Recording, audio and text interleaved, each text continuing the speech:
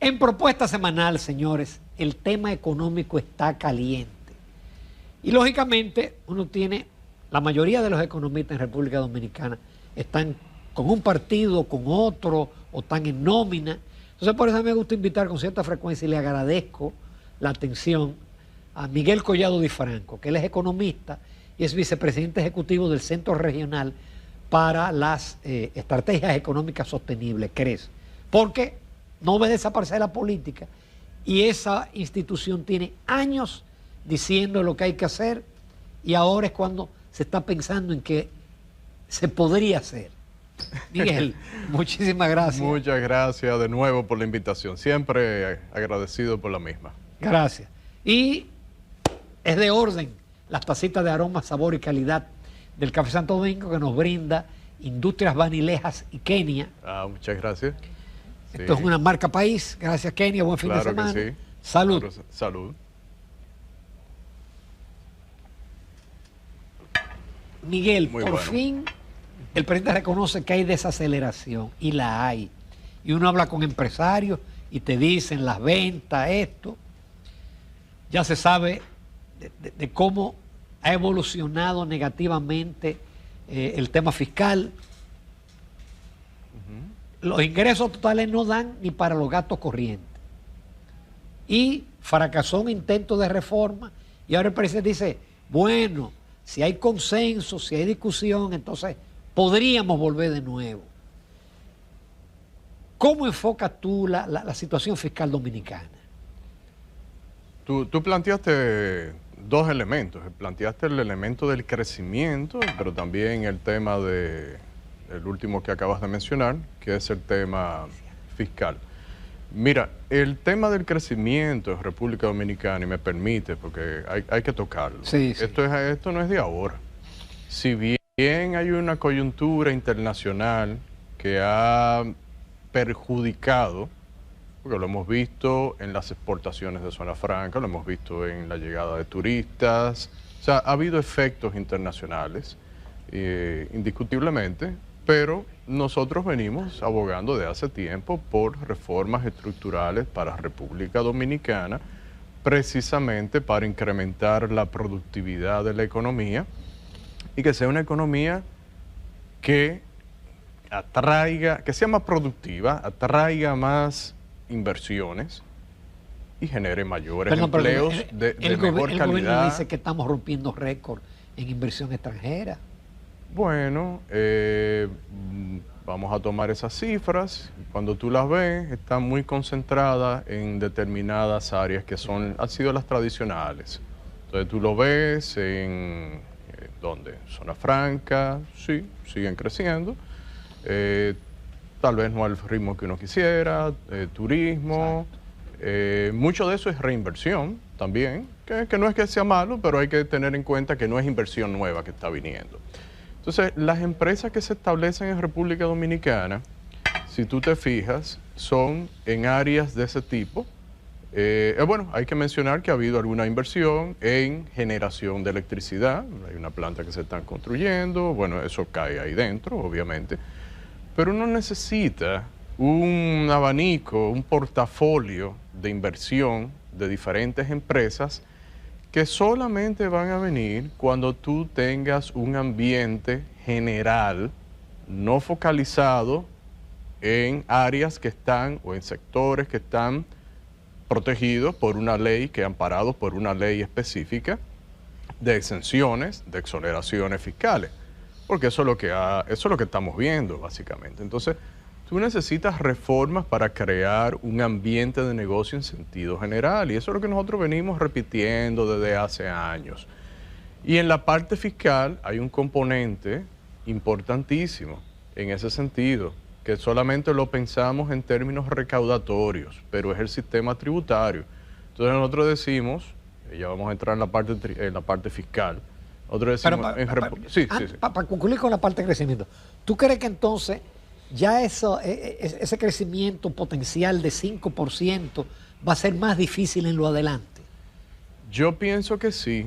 Y tú podrías tener una discusión si ese es el crecimiento potencial de República Dominicana. Pero siempre verdaderamente, ha sido como un dogma. Es un dogma, sí, correcto, y tú lo puedes tomar por fe o convencerte, si tú quieres, de que sea eso.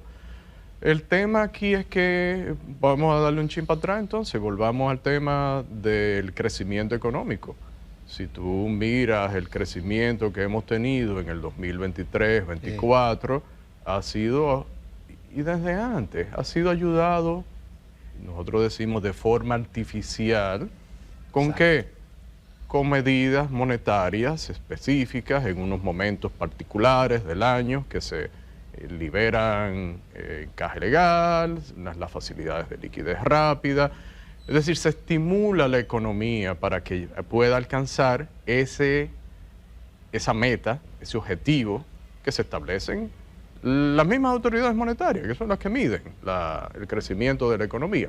Entonces hemos tenido un componente artificial por el lado monetario y también por el fiscal de estímulos.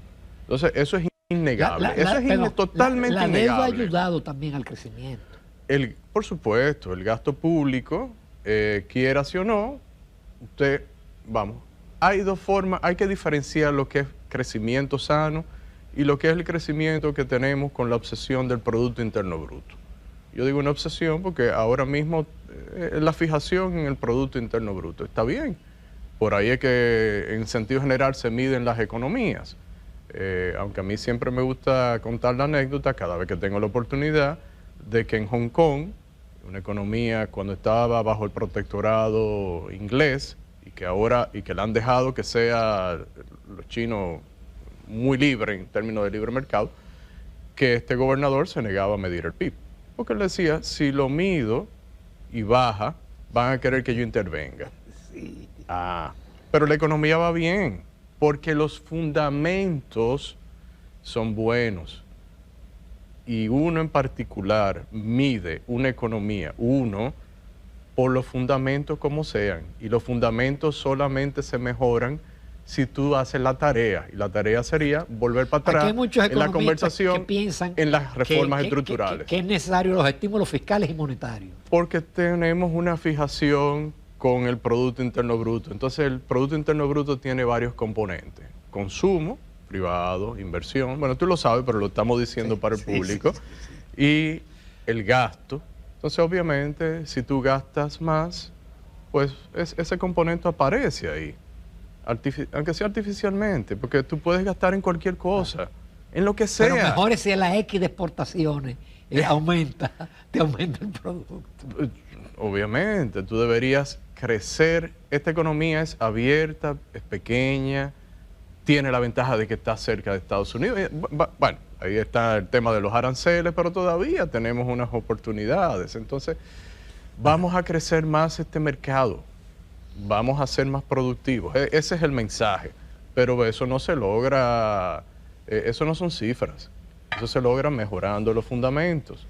Entonces, ¿cómo tú creces? No es viendo el Producto Interno Bruto, porque tú lo puedes, quiéralo o no, todos los países pueden, solamente con el diseño de cómo se hacen las cuentas nacionales, sin intención alguna de manipularla. No estoy diciendo. Simplemente, si tú diseñas unas cuentas nacionales y le das una ponderación mayor a un sector y a otro, por cualquier circunstancia, pues ya vas a tener una estadística alterada, sin quererlo o no, independientemente de lo que ya te dije, cuáles son los componentes. Entonces, el crecimiento de hecho, se logra uno lo observa, porque cuando el Banco Central cambia el año base, a veces ha tenido cambios tremendos en el PIB. Sí. Yo recuerdo que al 9 primero le dio 3.90 o 3.20 y después bajó a 0.9 cuando cambió el año base. Bueno, y lo vimos en un momento cuando las telecomunicaciones tenían una ponderación muy alta y se cambiaron las cuentas nacionales y uno vio la ponderación que iba a tener construcción y nos dijo, bueno, pues lo que va a sustituir a telecomunicaciones va a ser construcción. Entonces, como ande construcción, va a andar el Producto Interno Bruto, pero no necesariamente el bienestar de la gente. Claro. Y ahí es que está la trampa. Exactamente. Ahora sí vamos a la parte fiscal. Me encantó ese enfoque tuyo del crecimiento. que es correcto, pero no es poco ortodoxo en nuestro país. En nuestro país. Porque tenemos una fijación con el PIB Sí. y hay que llegar al 5 porque el 5 es... De la manera que sea. Sí. Y no se está pensando en el bienestar de la gente verdadero que se produce, y perdona que siga abundando, pero voy a ser breve, se produce a través de mejores puestos de trabajo remunerados por la productividad que pueda agregar el empleado en el proceso productivo. Eso es así. Pero entonces, la realidad fiscal dominicana de ahora, La realidad... perdón, ustedes lo vaticinaron Sí, hace sí. tiempo.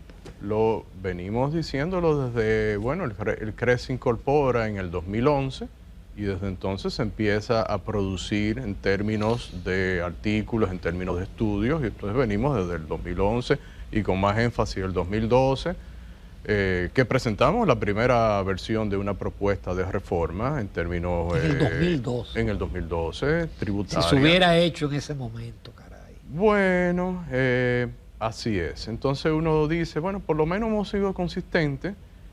Hemos venido diciendo cómo el tema, aquí hay dos temas, obviamente.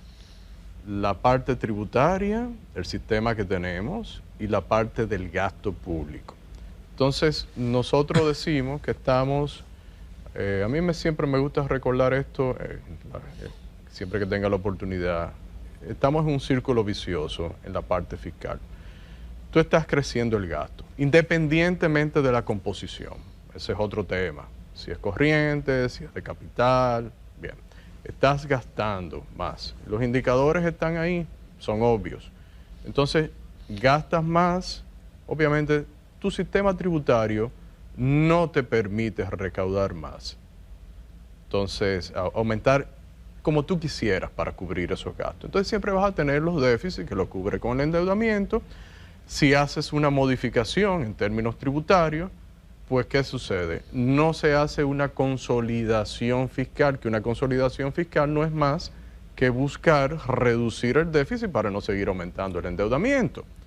Entonces, se sigue gastando y volvemos a la discusión que queda ahí siempre, y yo digo que la gente lo siente como una espada de Damocles porque no sabe en qué momento es que se va a producir el cambio, aunque siempre se están produciendo algunos cambios, ya sea administrativos o de otro tipo. Entonces viene la discusión de otra reforma tributaria. Entonces, eso hay que romperlo. Ese círculo hay que romperlo. Pero aquí se necesita la voluntad.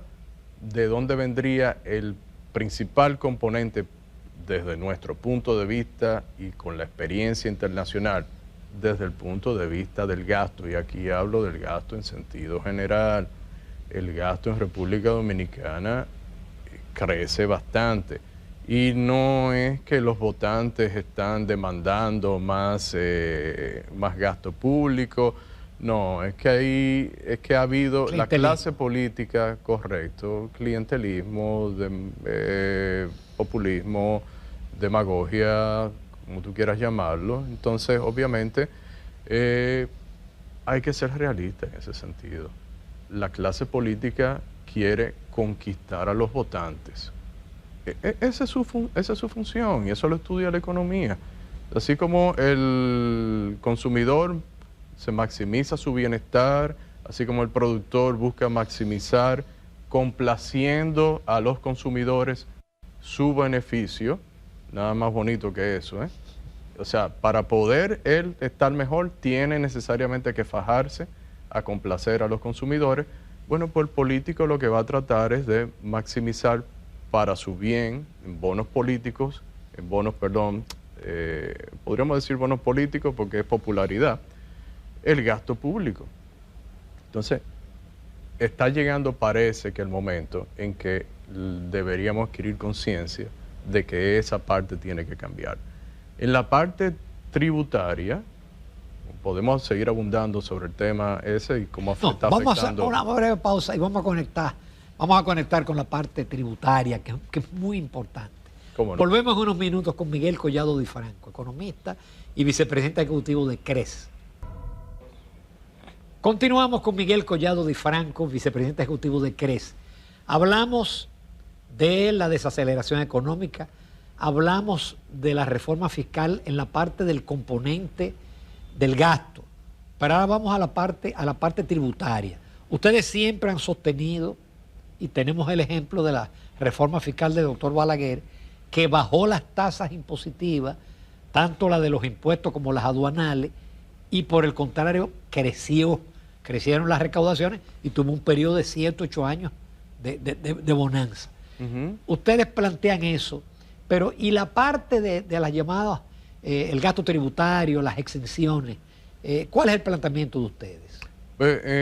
Si me permite... Pero se puede tratar el tema tributario. Déjame tocar la primera parte. Fíjate, nosotros publicamos en esta semana un análisis, 2 análisis sobre el IVA, el ITEVIS, como le llamamos en el país, comparándonos con los países centroamericanos. Nosotros tenemos la tasa más alta comparado con esos países, un 18%. ¿Y cuál es la efectividad del ITEVIS comparado con esos mismos países? La más baja, 0.49. ¿Qué quiere decir esto en palabras llanas?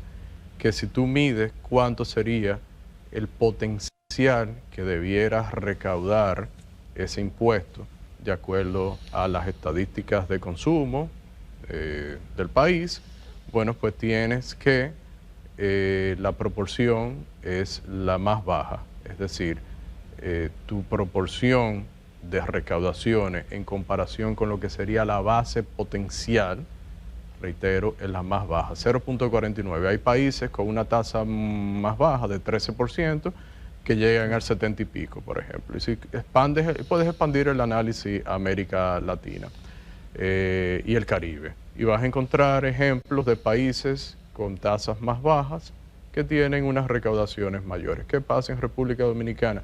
Y ese es un ejemplo. Pongo el ejemplo porque es el último que estudiamos, que publicamos, que la gente lo puede buscar en nuestro sitio web y eso. Está la experiencia que tú mencionabas anteriormente, en los 90, lo mismo, con tasas más bajas se pudo recaudar más. ¿Por qué? Porque los agentes económicos reaccionan ante los impuestos, ante las tasas más altas, ante las figuras impositivas, ante un sistema complejo, pero también a la misma autoridad, administración tributaria, se le hace más difícil poder recaudar con un sistema complejo. Entonces, el sistema tributario dominicano ha sido creado bajo la base de lo que se conoce contabilidad tributaria. ¿Qué es la contabilidad tributaria? Y yo digo, bueno, si la base es esta y yo modifico la tasa y la aumento, pues aritméticamente esto por esto me va a dar esto. No, el mundo no funciona así. Y así que se calcula cuando se propone una reforma fiscal, va a subir el 2% del PIB, por ejemplo. Yo puedo decir, uno puede hacer el comentario un poco jocoso, pero es la realidad que con Excel se ha creado más ficción que con Microsoft Word, que se usa para escribir novelas. Sí. Y nos estamos engañando. Entonces, ese sistema tributario de República Dominicana, primero, no ayuda en las recaudaciones. Lo hemos visto, y la última experiencia grande fue la reforma, la 253-12, que fue la ley que se empezó a aplicar en el 2013, que subió la presión tributaria y al tercer año la presión tributaria estaba al mismo nivel del 2012. Y fíjate que se tocaron todos los impuestos, incluso el mismo, transitoriamente se subió el impuesto sobre la renta y el mismo ITEVIS se incrementó y se creó una nueva base, una nueva tasa, perdón. Entonces, ese sistema hay que cambiarlo. No podemos seguir con lo mismo. Pero de nuevo, es por las razones correctas.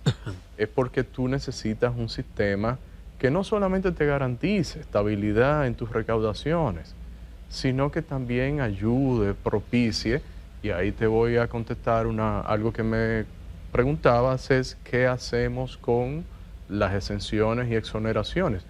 Tú no puedes eliminarlas de golpe y porrazo. No puedes. Que pretendía la propuesta de Hochi Vicente.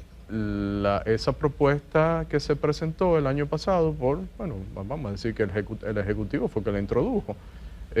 Afortunadamente fue retirada, correctísimamente fue retirada, porque primero, los inversionistas que están viniendo a hacer inversiones más grandes en el país están parados en eso, en esas facilidades, vamos a llamarle, que no nos gustan. No, a nosotros no nos gustan los privilegios, pero el sistema tributario, unido a todos los costos adicionales que tiene la economía, entiéndase, de transporte que son bastante caros, de la inseguridad jurídica todavía, hemos avanzado, pero todavía te quedan unos costos transaccionales ahí importantes, regulaciones, el tema de la inestabilidad del sistema eléctrico que tú tienes que autogenerar, cuando los costos laborales no salariales, cuando tú vas añadiendo todo eso, tú dices, bueno, para que mi inversión sea rentable, yo necesito alguna ayuda.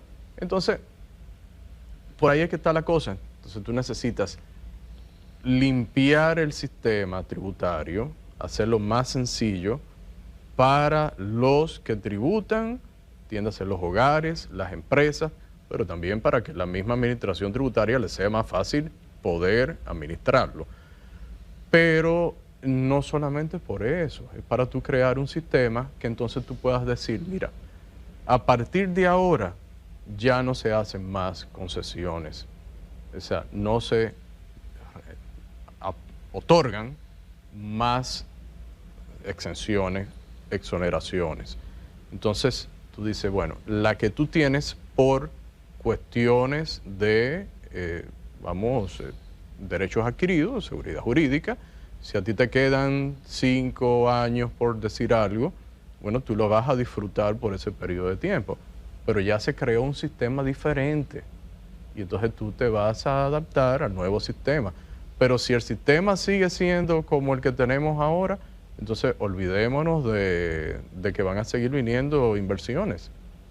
Si no se hace un cambio en ese sentido y no se hacen otras reformas, y volvemos al tema del crecimiento económico para aumentar la productividad, pero pues vamos a seguir con el mismo problema. Fiscal, ¿cuáles serían las otras reformas, Miguel? Mencioné algunas, vamos a empezar. Uno opina que además de la tributaria, que para mí sería la madre de todas las reformas, así como la apertura comercial tuvo, o la apertura de la economía tuvo como la madre de todas las reformas el código arancelario en los 90, bueno, el tributario pensado de esa manera, obviamente. Un código laboral más flexible y menos costoso. Que no es el que va a salir. Que no es ni remotamente el que va a salir. Un código laboral que sea más flexible, que beneficie más la entrada de jóvenes al mercado laboral, y esos dos son clave. Tú necesitas el sistema, bueno, desregularizar esta economía en muchos aspectos. El otro día vimos los empresarios que estuvieron reunidos con el tema de 2036, la meta, en el mismo Palacio.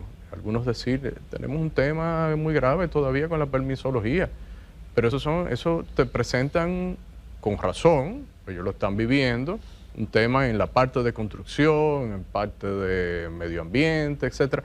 Pero hay muchísimas regulaciones en este país. A mí me encanta el caso de Argentina, que nombró a un ministro con un equipo pequeño simplemente para ir eliminando regulaciones. Entonces, eso habría que hacerlo en República Dominicana. Pero, más sencillo todavía hay una sentencia de un tribunal de las altas cortes en términos o que toca el tema del transporte en República Dominicana, el tema de los hidrocarburos que tienen impuestos altos y que no hay flexibilidad en ese mercado. Olvidémonos del distorsionador subsidio, sí, que nosotros hemos estado opuestos desde hace tiempo. Pero tú tienes ahí también el tema eléctrico, obviamente, que tienes que resolver en República Dominicana. Y no se van a lograr eficiencias vamos muy despacio y falta Por el dinero. contrario, ha aumentado las pérdidas. Las pérdidas en lo que va de año han mejorado un poquito con relación al 42 que medimos del año pasado, pero uno no tiene mucha esperanza de que haya una mejoría sustancial, obviamente, hasta que tú no cambies el sistema. Entonces, cuando tú vas uniendo así, tú te vas dando cuenta de, yo diría que esas son de las principales. Hay otras que se me estarán olvidando. Pero yo no quisiera, porque nos quedan ya pocos minutos, tratar la parte monetaria. Sí, claro. Porque hemos visto un cambio de postura muy rápido en términos de la política monetaria. Por ejemplo, bueno, política expansiva a final del año 24, se dispara el tipo de cambio y entonces vienen medidas restrictivas principalmente a la banca que aprecian el peso en 7% en un solo mes. Pero entonces, inmediatamente en junio, venimos con los estímulos artificiales, 81.000 millones, de nuevo el tipo de cambio está subiendo. Entonces, pero vemos como tú tienes una tasa de política de 5,75, pero el interbancario está en 12 o en 13%. La tasa activa está en 15, sí. Por lo menos yo, que no soy un experto, siento que no haya... que ha perdido efectividad la política monetaria. Claro, y tú pusiste el ejemplo del 24 para hacer el contraste con el inicio del 25, pero podríamos remontarnos al 23, por ejemplo. Bueno, la pandemia fue otro caso, bien, pero en el 23 tuviste una expansión a mitad de año muy significativa, de 3%, equivalente al 3% del Producto Interno Bruto. El año pasado, cuando tú te pones a juntar todas las medidas que dicen las autoridades monetarias en su reporte anual que hacen sobre las políticas monetarias, sumas 3.5% del Producto Interno Bruto. Nosotros sumamos 1.5% del Producto Interno Bruto entre más o menos finales de mayo, principios de junio o mediados de junio, los 81.000 millones más unos títulos que se dejaron vencer. Tú notas que el M2 en menos de 2 meses te creció más o menos 4%.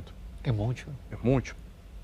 Entonces, sí, necesitamos una política más que los agentes económicos puedan predecir mejor, que no sea tan cambiante. Pero entendemos lo que tú dices, obviamente empieza a perder efectividad, es decir, en términos de productividad por cada punto que tú añades en términos de liquidez, que aumenta la oferta monetaria, en el momento en que lo hace, pierde efectividad en términos de hacer crecer el crédito y que eso se traduzca o más bien que ese crédito se traduzca en crecimiento económico, que es lo que se busca. Entonces hay que normalizar la política. Claro, entendemos... Son partidarios de lo que se llama una política monetaria neutral. Sí, estable, predecible, que haya una política, o más bien una meta bien clara de crecimiento, no la meta de inflación, no, una meta de crecimiento de cuánto van a ser los agregados. Yo creo que hace falta transparencia en ese sentido. Y digo no de la meta de inflación, porque lo que sabemos es que la meta en realidad es el tipo de cambio. Y eso están claros los agentes económicos. Y fíjate, Ramón, tú lo empiezas a ver inmediatamente, las autoridades anuncian unas facilidades, una expansión monetaria, pues tú empiezas a ver la reacción del tipo de cambio. Y es normal, los agentes ya están condicionados. Entonces, está perdiendo efectividad. Pero, de nuevo, es que artificialmente se quiere llegar a una meta de Producto Interno Bruto.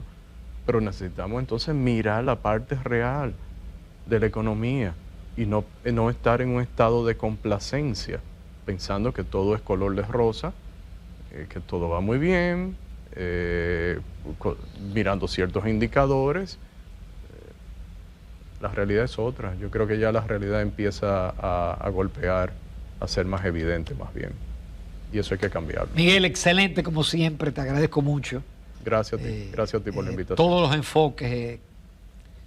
Comparto la mayoría de las ideas de tuyas y de Cres. Muchas gracias. Gracias de nuevo. Nos vamos a comerciales, amables televidentes.